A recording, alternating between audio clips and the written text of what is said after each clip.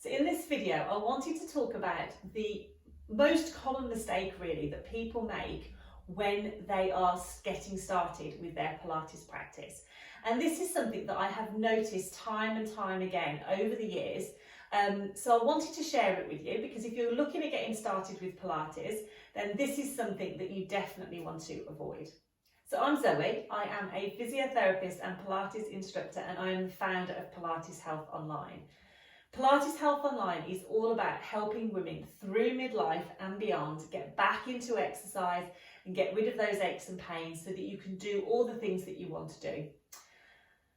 So this video is all about the number one mistake that I see when people are getting started with their Pilates practice. And this has come about through so many consultations that I've had with people over the years, conversations that I've had in my clinic, either in classes or people on a one-to-one basis. And sometimes people say when they're getting started that they've been put off Pilates practice in the past because it's aggravated their back pain or they've found it really, really challenging. And when I've delved a little bit deeper about what sort of exercises they were doing and how they've been getting started, what I found is that lots and lots of people dive straight in and get started with some of the more challenging exercises. And I think we're all the same, you know, when we want to get started, we want to get to where we want to go as fast as we can. And we tend to sort of just dive straight in and get going with some of those more challenging exercises. But it's really, really important that you start with the basics and you get those deeper core muscles working and you work on your positioning and you gradually build up. So that number one mistake is just starting with those exercises that are too challenging and forgetting about the basics.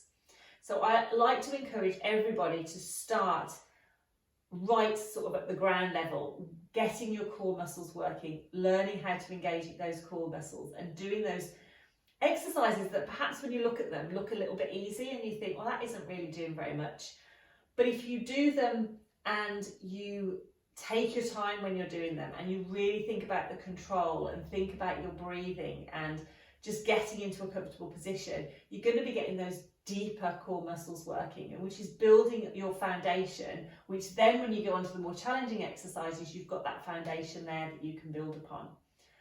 What tends to happen when we go into the more challenging exercises is yes, you can do them, but you might not be getting the right muscles working. So sometimes, you know, we're doing those exercises and we actually overwork our back muscles, perhaps because our core muscles aren't kicking in as well, or we're not in the best position, or we haven't quite got that control yet. So actually we're trying to do Pilates because we've been advised to do it to help with back pain, which is how I got into Pilates in the first place, because I injured my back.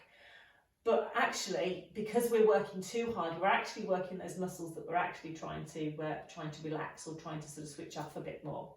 So it is so important when you're getting started to start with the basics. Even if it looks easy, start with those exercises, get into a good position, get those core muscles working, and then you can build up gradually from that position. And if you want to know how to do those, then I have got some videos that you can access that will teach you all about how to get those core muscles working and how to start with those basics. If you sign up to my newsletter, then they're all inside there and you can get access to those straight away. So thank you for watching. If you do have any questions, you can always pop a comment below this video or drop me an email and I'll be happy to help. If you found this video helpful, then please share it, because I want to get this message out to as many people as possible. So if they're getting started with Pilates, they know where the best place to get started is, so that they avoid those mistakes and then they can enjoy their Pilates practice for a long time.